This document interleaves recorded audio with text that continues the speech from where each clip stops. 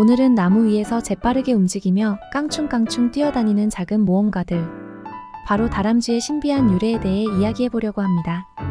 이 귀여운 동물들이 언제부터 인간 곁에 살았는지, 그리고 그들이 가진 흥미로운 비밀들을 하나씩 알아보는 시간을 가져볼까요? 자, 그럼 시작합니다. 다람쥐의 역사는 매우 오래되었습니다. 초기 다람쥐의 조상은 약 3,500만 년 전으로 거슬러 올라가죠.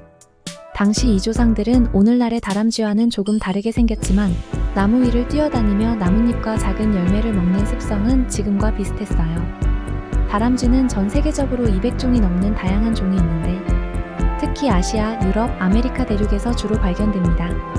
이 작은 동물들은 주로 나무 위에서 생활하며 잽싸게 움직이는 능력으로 천적들을 피해 살아남았습니다. 나무 위에서 뛰어다니는 모습은 생존을 위한 필수 기술이었죠.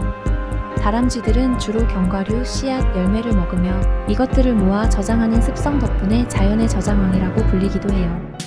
그 작은 손으로 열심히 도토리를 모으는 모습 떠올리면 정말 귀엽죠?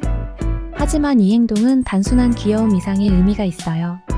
다람쥐는 이 견과류를 저장해 추운 겨울을 대비하고 이를 통해 오래전부터 겨울 생존 전략을 발전시켜 왔습니다. 다람쥐와 나무의 관계는 매우 특별합니다.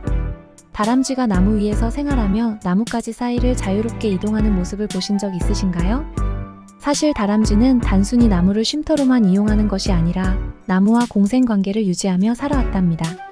다람쥐가 나무에서 떨어뜨린 씨앗이나 도토리들이 새로운 나무로 자라나는 경우가 많아요. 이 과정을 통해 다람쥐는 숲 생태계에서 중요한 역할을 맡게 됩니다. 다람쥐들이 나무 열매를 먹고 저장한 씨앗들이 땅속에 남아 결국 새로운 나무가 자라나는 거죠.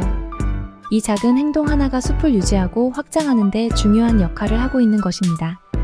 또한 다람쥐는 나무 속에 둥지를 틀고 새끼를 키우는 등 나무와 밀접하게 연결된 삶을 살았어요. 특히 나무 구멍에 숨겨둔 도토리나 견과류 덕분에 추운 겨울에도 먹이를 구할 수 있었고, 이렇게 다람쥐와 나무는 서로를 돕는 관계를 형성하게 되었죠. 자, 이제 다람쥐들이 인간의 곁으로 오게 된 이야기를 해볼까요? 다람쥐는 원래 숲에서 나무를 타고 뛰어다니며 자연 속에서 생활했지만 점차 인간의 정착지와 도시로 이동하기 시작했습니다.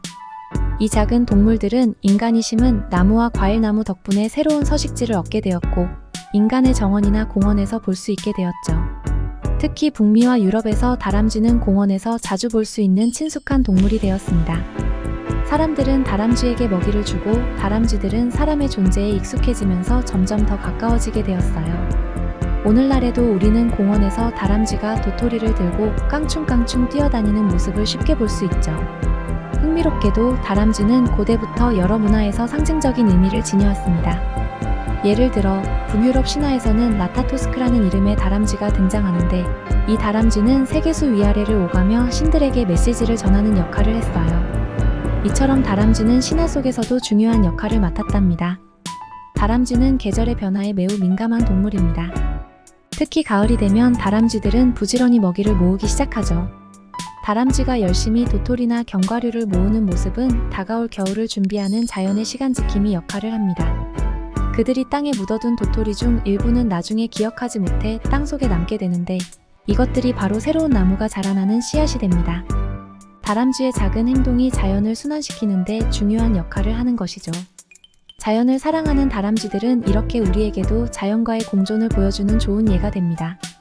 오늘은 다람쥐의 신비로운 유래와 그들이 인간 곁에서 어떻게 살게 되었는지에 대해 알아봤습니다. 이 작은 모험가들은 단순히 귀여운 동물이 아니라 자연의 중요한 일부분으로서 숲과 인간 모두와 특별한 관계를 유지하고 있답니다.